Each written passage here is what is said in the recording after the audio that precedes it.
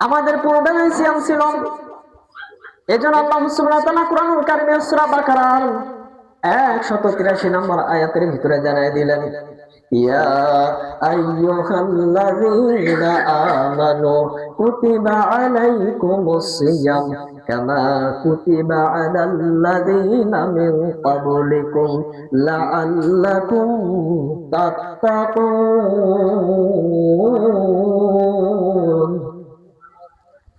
আল্লাহ ডাক দিলেন, হে ঈমানদারগণ, তোমরা সিয়াম পালন করো। তোমাদের উপর রমজানের সিয়ামকে ফরজ করা হয়েছে, যেমন তোমাদের পূর্ববর্তীদের উপরে সিয়াম ফরজ করা হয়েছিল। কেন ফরজ করা হলো? আল্লাহ সুবহানাহু ওয়া তাআলা জানাই দিচ্ছেন, লাআল্লাকুম তাত্তাকুন, তোমরা যেন এই সিয়াম থেকে আমি আল্লাহর ভয়, আমি আল্লাহর ভীতি অন্তরে ধারণ করতে পারো। বলেন সুবহানাল্লাহ। কেমন আল্লাহর ভয় অন্তরে ধারণ করতে হবে? একটা ঘটনা দিয়ে আপনাদেরকে দুদিক থেকে বোঝাই। যেহেতু রমজান আসতেছে, আবার আমাদের সমাজে, আমাদের দেশে অলরেডি গতকাল অভিভাবক নির্বাচন হয়ে গেছে। দুদিক থেকে কারণে বোঝায় আল্লাহর ভয় রোজাদারকেও অন্তরে ধারণ করতে হবে এবং এই দায়িত্বপ্রাপ্ত ব্যক্তিদেরকেও অন্তরে ধারণ করতে হবে। আল্লাহ সুবহানাহু ওয়া তাআলা বললেন, তোমরা আমি আল্লাহর ভয় অন্তরে ধারণ করতে পারবে। এই সিয়াম থেকে কেমন ভয়? আমিরুল মুমিনিন হযরত ওমর একদিন অসুস্থ হলেন।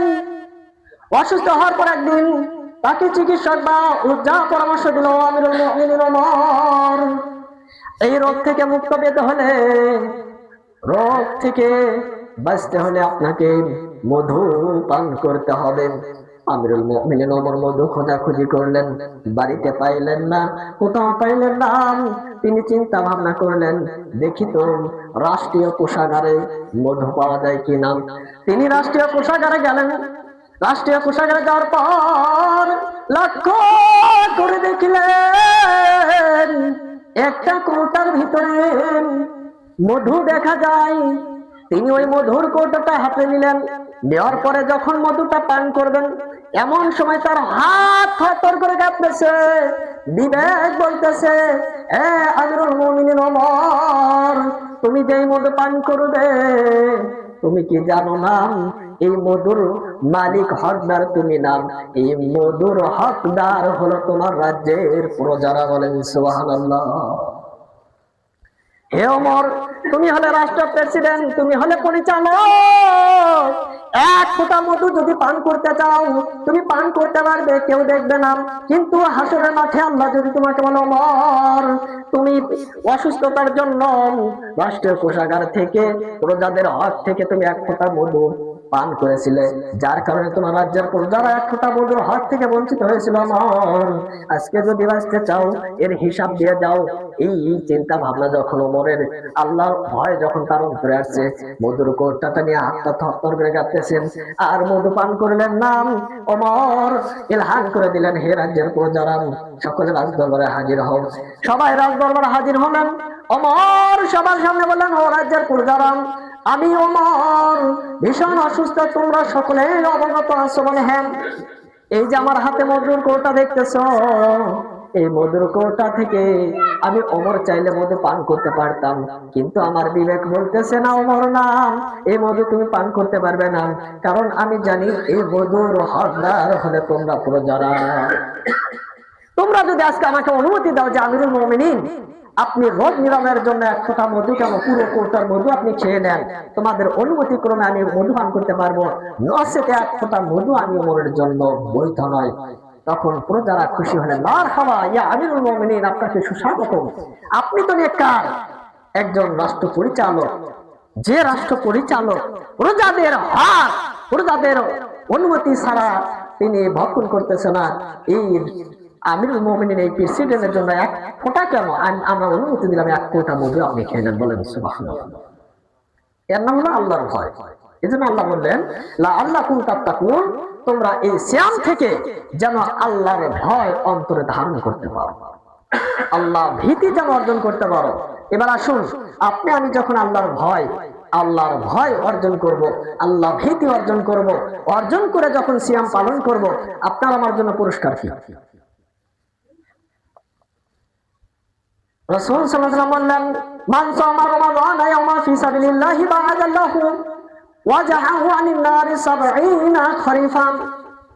রাসূল বললেন, হে দুনিয়ার মানুষ, কেউ যখন আল্লাহর ভয়ে, আল্লাহর সন্তুষ্টির জন্য একটা সিয়াম পালন করলো, আল্লাহর ভয় অন্তরে নিয়ে একটা সিয়াম পালন করলো, আমি রাসূল বললাম, শোনো, ৭০ খরিফান, তার চেহারা থেকে জাহান্নামের আগুন ১ বছর নয়, ২ বছর নয়, ৭০ বছরের পথ দূরত্বে রাখা হয়। বলেন সুবহানাল্লাহ। একটা দ্রুতগামী ঘোড়া এই চরচুকানগর জামে মসজিদ এখান থেকে দৌড়ানো শুরু করবে, ৭০ বছর দৌড়ে গিয়ে ৭০ বছর পর যেখানে গিয়ে ঘোড়াটা অবস্থান করবে, এই মসজিদের কেন্দ্রস্থলে থাকবে এই ব্যক্তি সিয়ামকারী, আর ওই ঘোড়া দৌড়ে ৭০ বছর পর দৌড়ে যেখানে গিয়ে থামছে, জাহান্নামটা রাখা হবে সেখানে। বলেন সুবহানাল্লাহ। তাহলে আল্লাহর ভয় যখন অন্তরে আসবে, সিয়াম থেকে যখন তাকওয়া অবলম্বন করতে পারবেন, তখন আপনার চেহারা থেকে জাহান্নামটাকে ৭০,০০০ বছরের ৭০ বছরের পর দূরে রাখা হয়। আর এই সিয়ামটা কি? আল্লাহ রাসূল বললেন, as-siyamu junnatu। সিয়ামটা হলো আল্লাহর বান্দা এবং বান্দীদের জন্য ঢাল স্বরূপ। যেমন যুদ্ধে তীরকে আটকানোর জন্য প্লেটের মতো একটা ঢাল থাকে যুদ্ধে জিহাদকারীর হাতে, তেমনি জাহান্নামকে রুখে দেওয়ার জন্য সিয়ামকারীর জন্য একটা সিয়াম হলো তার জন্য ঢাল। বলেন সুবহানাল্লাহ। সিয়ামের মাধ্যমে, রোজার মাধ্যমে জাহান্নামকে এই সিয়ামকারী প্রতিহত করবে। বলেন সুবহানাল্লাহ। এত গুরুত্বপূর্ণ সিয়াম। রাসূল সাল্লাল্লাহু আলাইহি ওয়াসাল্লাম বললেন, এ সিয়ামকারীরা শোনো, যে ব্যক্তি সিয়াম থেকে আল্লাহর ভয় অন্তরে ধারণ করতে পারবে, সিয়াম থেকে শিক্ষা নিতে পারবে, একমাত্র আল্লাহর নৈকট্য লাভের জন্য সিয়াম পালন করবে। রাসূল বললেন, শোনো, পৃথিবীতে যত আমল আছে, যত ইবাদত আছে, এগুলোর পুরস্কার ফেরেশতার মাধ্যমে বন্টন হয়, ফেরেশতারা বন্টন করে দেয়। কিন্তু আল্লাহ সুবহানাহু ওয়া তাআলা বলেছে, হে ফেরেশতারা, খবরদার, তোমরা সিয়ামের নেকি বা সিয়ামের পাওনা বন্টন করতে পারবে না। আমি আল্লাহ বললাম, আল্লাহ সুবহানাহু ওয়া তাআলা জানিয়ে দিয়েছে, as-সাওমুলি, সিয়াম হলো আমার জন্য, আর এই সিয়ামের প্রতিদান কিয়ামতের দিন বা জান্নাতের ভিতরে আমি আল্লাহ নিজে হাতে আমার বান্দাদেরকে দিয়ে দিব। সকল আমলের প্রতিদান সঙ্গে সঙ্গে বন্টন হয়, কিন্তু এই আমলের, এই ইবাদতের প্রতিদান আল্লাহ নিজে হাতে দিবে। কি দিবে? আল্লাহু আ'লাম, আল্লাহ ভালো জানে। বলেন সুবহানাল্লাহ।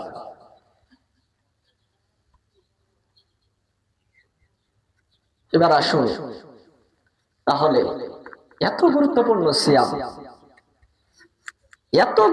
সিয়াম, এই সিয়াম, এই রমজান মাস যখন আমাদের নিকটবর্তী হয়, আল্লাহ আমাদের কিছু উপকারের জন্য কিছু করণীয় বর্জনীয় দিয়েছে, আর আল্লাহ সুবহানাহু ওয়া তাআলা আমাদের ক্ষতিকারক কিছু বস্তুকে আল্লাহ সুবহানাহু ওয়া তাআলা বন্ধ করে দেন। বলেন সুবহানাল্লাহ। রাসূল সাল্লাল্লাহু আলাইহি ওয়াসাল্লাম বললেন, ইযা জাআ রমাদানা ফাতাহতাল আবওয়াবাল জান্নাত। রাসূল বললেন, যখন রমজান মাস আসে, সিয়াম যখন আসে, তখন বান্দা বান্দির জন্য আল্লাহ সুবহানাহু ওয়া তাআলা জান্নাতের ৮টা দরজা খুলে দিয়ে দেয়, আর আহ্বান করতে থাকে জান্নাতের ফেরেশতা, হে আল্লাহর বান্দা, হে আল্লাহর বান্দিরা, কি কোন দরজাতে ইচ্ছা আজকে জান্নাতে প্রবেশ করো। বলেন সুবহানাল্লাহ। তবে জান্নাতীদের জন্য, সিয়ামকারীর জন্য স্পেশাল গেট থাকবে। যেমন সাধারণ পাবলিক একটা মঞ্চে যে কোনো দিক দিয়ে প্রবেশ করতে পারে, কিন্তু একজন এমপি, মন্ত্রী, সম্মানিত ব্যক্তি যখন গাড়ি বহর নিয়ে আসে, ও কি ধান ক্ষেতেরা ধান দিয়ে যেতে পারবে? পারবে না। বালু চর দিয়ে হেঁটে যেতে পারবে না, ওর জন্য স্পেশাল রাস্তা থাকে। এই রাস্তাতে গিয়ে স্পেশাল গেট দিয়ে প্রবেশ করে তাকে সুস্বাগতম জানানো হয়। আল্লাহ সুবহানাহু ওয়া তাআলা তার সিয়ামকারী বান্দা বান্দির জন্য স্পেশাল গেটের ব্যবস্থা করে রেখেছে, যে গেটের নাম হলো, যে দরজার নাম হলো বাবু রায়্যান। বলেন সুবহানাল্লাহ। এই দরজা দিয়ে শুধু রোজাদাররাই প্রবেশ করবে। আল্লাহ সুবহানাহু ওয়া তাআলা জান্নাতের 8টা দরজা রোজাদারের জন্য খুলে নিয়েছেন। শুধু তাই নয়, আরো বলেন আল্লাহ রাসূল, আবওয়াবিন নার, জাহান্নামের দরজাগুলো আল্লাহ সুবহানাহু ওয়া তাআলা এই রমজান মাসে বন্ধ করে দেন। বলেন সুবহানাল্লাহ। কবরের আযাবকে আল্লাহ মাফ করে দেন। এরপর আল্লাহ রাসূল বললেন, শোনো, রমজান মাস যখন আসে শয়তানকে আল্লাহ সুবহানাহু ওয়া তাআলা শিকলে আবদ্ধ করে, মানে শিকল দিয়ে বেঁধে ফেলে। শিকল দিয়ে বেঁধে ফেলে। শয়তান তার প্রচারণা, তার কর্মকাণ্ড থেকে বিরত থাকে, তাকে কোনো কর্মকাণ্ড জড়িত হতে দেয় না। আল্লাহ সুবহানাহু ওয়া তাআলা তাকে শিকল দিয়ে বেঁধে রাখে। এখন যদি বলেন যে হুজুর, শয়তানকে বেঁধে রাখা হলো, তারপরে মানুষ রোজা থেকে শয়তানি কেন করে? সিয়ামরত অবস্থায় শয়তানি কেন করে? পাপ কাজ কেন করে? কোন শয়তান ধরছে? শয়তান ধরে না, নিজেই শয়তান হয়ে গেছে। রোজার আগে শয়তান, যেমন আমাদের হাতের ফোন, অনেক সময় বাটন ফোন দেখবেন অটোমেটিক এমন হ্যাং করছে, হ্যাক হয়ে গেছে, পাওয়ার বাটনে চাপ দিলেও বন্ধ হতে চায় না। হাতের ঘড়ি অটো হয়ে গেছে, চাপলেও, সুইচ চাপলেও ঘড়ি বন্ধ হয় না, অটোমেটিক চলতে থাকে। রোজার আগে এই ব্যক্তিকে শয়তান এমন বাটন মেরেছে, এমন ভাবে হ্যাক করছে, এর রোজা কেন কিয়ামত পর্যন্ত অটোমেটিক চলতে থাকবে। মোবাইলের যেমন হ্যাক করলে বা অটো হইলে পাওয়ার বাটনে চাপ দিয়ে কাজ হয় না, বন্ধ করা যায় না, কল দিলে কল কাটা যায় না। ভালো করে শোনেন, তখন কি করতে হয়? মোবাইলের ব্যাটারি খুলতে হয়। অনেক সময় অনেক ব্যক্তি দেখবেন ব্যাটারি খুলে ঝাঁকি দিয়ে ব্যাটারিটা খুলে ফেলছে, তারপর মোবাইল অটোমেটিক বন্ধ হয়ে গেছে। তো এই ব্যক্তির যে অটো হলো, এর অটো বন্ধ হবে, তখনই বন্ধ হবে যখন মালাকুল মউত এসে রুহুল নামক ব্যাটারি খুলে ফেলবে। এর যখন জানটা কবজ হবে, তারপরে শয়তানি বন্ধ হবে, কারণ একে শয়তান অটো চাবি দিয়েছে। এই জন্য যে ব্যক্তি শয়তানি করবে, রমজান মাসে খারাপ কাজ করবে, সিয়ামরত অবস্থায় পাপ কাজ করবে, তখন দেখবেন যে ওই ব্যক্তি অটোমেটিক শয়তান হয়ে গেছে, আসল শয়তান তো বন্ধ। আল্লাহ আমাদেরকে হেফাজত করে, বলে আল্লাহুম্মা আমিন। তাহলে পাপ কাজ থেকে বাঁচতে হবে। কিভাবে বাঁচবেন? একজন আপনাকে ফাঁসা কথা বলতেছে, গালিগালাজ করতেছে, আপনি তখন তাকে বলেন, আনা সাইমিন, হে ভাই, তুমি গালিগালাজ করতেছো, বন্ধ করো, আমি সিয়াম রেখেছি, আমি রোজাদার, আমি তোমার মতো ফাঁসা কথা বলতে পারবো না। আর না হলে রাসূল বললেন, ওই ব্যক্তিটাকে ওই ফাঁসা ব্যক্তির নিকট থেকে সরে যেতে হবে, সরে যেতে হবে, তার সাথে কথা বলা যাবে না। এবার আসুন, আপনি যে সিয়াম রাখবেন, সিয়াম রাখতে গেলে আপনাকে আরো কিছু বিষয় করণীয় আছে, ফরজ কাজগুলো আপনাকে করতে হবে। তার মধ্যে 1 নম্বর হলো 5 ওয়াক্ত সালাত আদায় করতে হবে। তারপরে সিয়াম আপনাকে রাখতে হবে। আমাদের সমাজে অনেক মানুষ আছে, সিহেরি খেয়ে রাত্রিবেলা ঘুমিয়ে পড়ে, ফজরের সালাত আদায় করে না, সময় পেলে জোহরের সালাত আদায় করে, আবার আসরের সালাত আদায় করে না, ইফতারের সময় টুপি মাথায় দিয়ে মাগরিবের সালাত আদায় করে, রোজা থেকে সালাত কাজা করে আর বলে আমি রোজা আছি। সালাত কাজা করে আপনার সিয়াম কোনো কাজে আসবে না। এজন্য রাসূল বললেন, সিয়াম পালন করার আগে 5 ওয়াক্ত সালাত আদায় করতে হবে, সালাতকে ঠিক রাখতে হবে। সিহেরি খেয়ে ঘুমিয়ে পড়লেন, ফজর কাজা করে সিয়াম রাখবেন, কোশ্চিন কালেও এই সিয়াম উপকারে আসবে না। 5 ওয়াক্ত সালাত আদায় করতে হবে। আব্দুল্লাহ ইবনে মাসউদ রাদিয়াল্লাহু তাআলা আনহু থেকে হাদিসটা বর্ণিত, তিনি আল্লাহ রাসূলকে প্রশ্ন করেন, ইয়া রাসূলুল্লাহ, হে আল্লাহর নবী, আল্লাহর কাছে সবচেয়ে গুরুত্বপূর্ণ ইবাদত বা জান্নাতের নিকটবর্তী ইবাদতের নাম কি? আব্দুল্লাহ ইবনে মাসউদ সঙ্গে সঙ্গে বললেন, হে আল্লাহর নবী, জান্নাতের নিকটবর্তী ইবাদতটা কোনটি? আল্লাহ রাসূল সাল্লাল্লাহু আলাইহি ওয়াসাল্লাম বললেন, হে আব্দুল্লাহ ইবনে মাসউদ, জান্নাতের নিকটবর্তী ইবাদতের নাম হলো ওয়াক্ত মতো সালাত আদায় করা। বলেন সুবহানাল্লাহ। 5 ওয়াক্ত সালাত আদায় করতে হবে। তারপর আপনাকে সালাতুল তারাবি আদায় করতে হবে। সালাতুল তারাবি যদি আপনি আদায় করেন, আপনার উপকারটা কি? রাসূল বললেন, মান কামা রমাদানা ঈমানান ওয়া ইহতিসাবান গুফিরা লাহু তাকাদ্দামা মিন যামবিহি। আল্লাহ রাসূল বললেন, শোনো, কেউ যখন সালাতুল কিয়াম বা তারাবি সালাত আদায় করে, সালাতুল তারাবি আদায় করে, দাঁড়িয়ে দাঁড়িয়ে সালাত আদায় করে, এই ব্যক্তিটা সালাতুল তারাবি আদায় করার কারণে আমি রাসূল বললাম, গুফিরা লাহু তাকাদ্দামা মিন যামবিহি, আর অতীতের সমস্ত গুনাহগুলো আল্লাহ ক্ষমা করে দিয়ে দেয়। সালাতুল তারাবি আদায় করলে তার অতীতের সমস্ত গুনাহ আল্লাহ ক্ষমা করে দেন। বলি সুবহানাল্লাহ। আরেক জায়গায় রাসূল সাল্লাল্লাহু আলাইহি ওয়াসাল্লাম বললেন, ও দুনিয়ার মানুষ হলো, সালাতুল তারাবি যে ব্যক্তি আদায় করলো, যে ব্যক্তি সালাতুল তারাবি আদায় করলো, আমি রাসূল বললাম, শোনো, এই ব্যক্তিটা সালাতুল তারাবি আদায় করার কারণে, তারাবি সালাত আদায় করার কারণে সারা রাত দাঁড়িয়ে দাঁড়িয়ে 2 রাকাত করে কিয়ামুল লাইল, 2 রাকাত করে নফল সালাত আদায় করলে যে সওয়াব হয়, কিয়ামুল লাইল করলে যে সওয়াব হবে, এই ব্যক্তিটা সালাতুল তারাবি আদায় করার কারণে সারা রাত দাঁড়িয়ে দাঁড়িয়ে সালাত আদায় করার সওয়াব আল্লাহ এর আমলনামায় দিয়ে দেন। অনেকে ঝিমাচ্ছেন, সুবহানাল্লাহ কি বললে সমস্যা? একটু আজকে বলেন তো, সুবহানাল্লাহ, আলহামদুলিল্লাহ, লা ইলাহা ইল্লাল্লাহ, আল্লাহু আকবার। তাহলে সালাতুল তারাবি আমাদেরকে আদায় করতে হবে। তারপরে রাসূল বললেন, এরপরে তোমরা সাহারি খাও, সেহরি খেয়ে রোজা রাখো, শেষ রাত্রিতে সেহরি খাও। আল্লাহ রাসূল বললেন, আস-সুহুর আকলাতু বারাকাতু, সেহরির মধ্যে রয়েছে বরকত। আলহামদুলিল্লাহ, সেহরির মধ্যে কি আছে? বরকত আছে। কিভাবে আপনাকে বোঝাই?